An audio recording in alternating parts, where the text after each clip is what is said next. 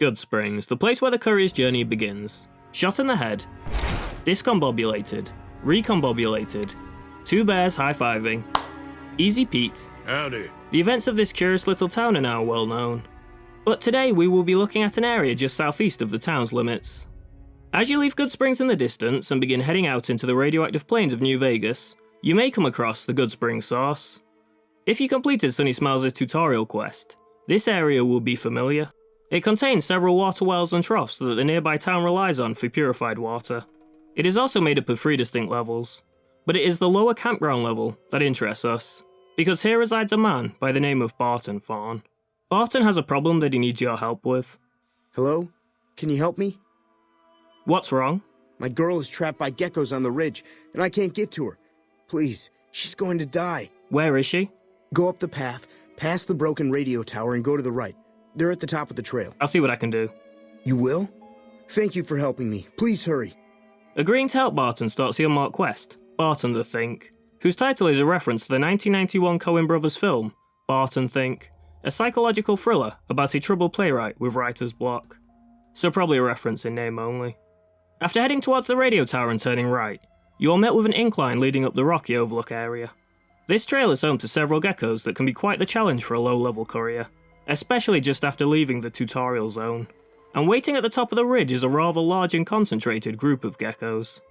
After these geckos have been dispatched and you make it to the top of the incline, you are met with a grisly sight. A meat pile of the gecko's previous victims, in various states of decay. But it soon becomes clear that Barton's girlfriend is nowhere to be seen. However, there does appear to be a prospector's stash to the right on a cliff top. Surely this can't be a simple coincidence.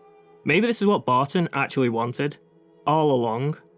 Beginning to head back the way we came confirms our suspicions.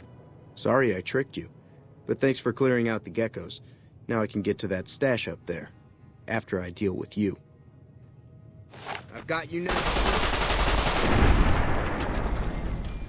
After brutally ending Barton's double cross, the unmarked quest is completed, and we are free to discover what all this fuss was actually about.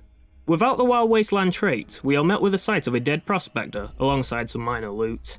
However, if this trait is chosen, then this is a Wild Wasteland location. The body of a man named Johnny replaces the prospector, 4 balls are placed near the cliff edge, and 5 playing cards, all aces, are added near the corpse. This odd assortment of items is a reference to the abandoned video game project, the Zybourne Clock, which originated on the Something Awful forums and quickly garnered mockery from its users. It even has a parody gameplay trailer that's so meta, it took me an embarrassing amount of time to realise it was fake. The general premise of the game was that a time-travelling clock, which was also a toy for adults, journeys to different timelines and alters the events in each one.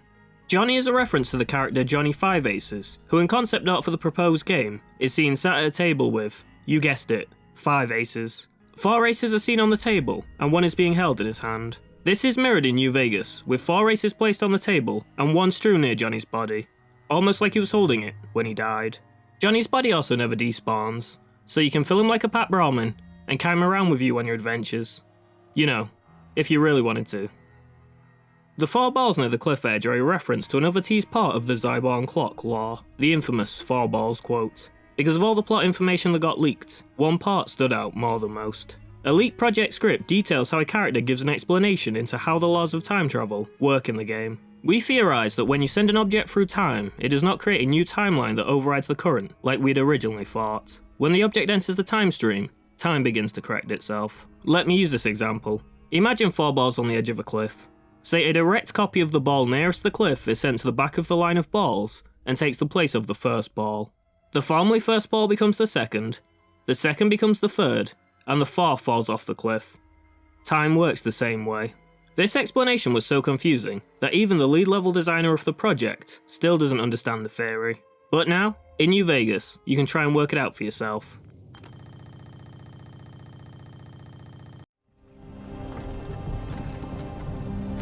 Hey, you.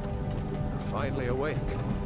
The level designer goes on to say that the project fell apart when the man responsible for the original Zybourne Clock idea had a series of internal arguments with another member of the team about the direction of the game.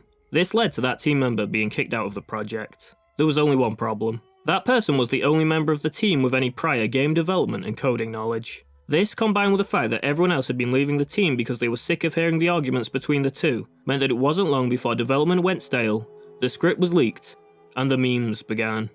And, as an aside, whether intentionally or not, the bars on the cliff actually point to another Wild Wasteland location. If you follow the direction they're aligned in, down the hill and across the road, you will come across a refrigerator resting on the ground. Stuffed inside this fridge is a skeleton, along with a unique piece of headwear, the Suave Gambler hat. The hat itself isn't really anything special. It is identical in appearance and stats to the common fancy gambler hat. It has been placed here because of its visual similarities to the iconic hat of the suave archaeologist, Indiana Jones. That's because this location is a reference to a much criticised and mocked scene in the 2008 film, Indiana Jones and the Kingdom of the Crystal Skull, in which Jones escapes a Ground Zero nuclear detonation at an atomic bomb test site by climbing into a lead-lined fridge and being blasted miles through the air, only to crash into the ground and roll out unharmed. The Wild Wasteland encounter is even called "That Fridge Was a Death Trap," which is a reference to the line General Ross says to Indy shortly after the blast. Don't you know it's dangerous to climb into a refrigerator? Those things can be death traps. And it seems, in the Fallout universe, they are.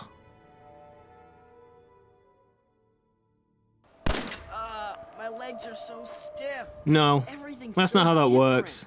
That's not how any of that works.